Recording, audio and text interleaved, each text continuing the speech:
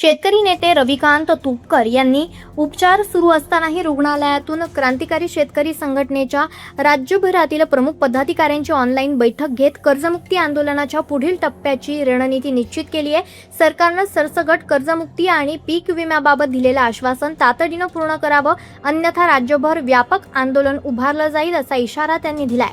5 दिवसांच्या अन्नत्याग आंदोलनामुळे प्रकृती खालावल्यानं तुपकर यांच्यावरती छत्रपती संभाजीनगर येथील रुग्णालयात उपचार सुरू आहेत।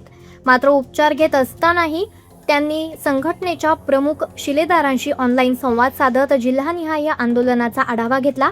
बैठकीत सरसकट कर्जमुक्ती, पीक विमा आणि पुढील आंदोलनाच्या नियोजनावर सविस्तर चर्चा करण्यात आली।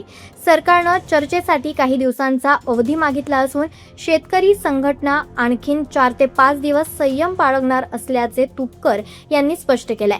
मात्र त्यानंतरही ठोस निर्णय झाला नाही तर महाराष्ट्रातील शेतकरी रस्त्यावर उतरून सरकार विरोधात तीव्र आंदोलन छेडतील असा इशारा त्यांनी दिलाय।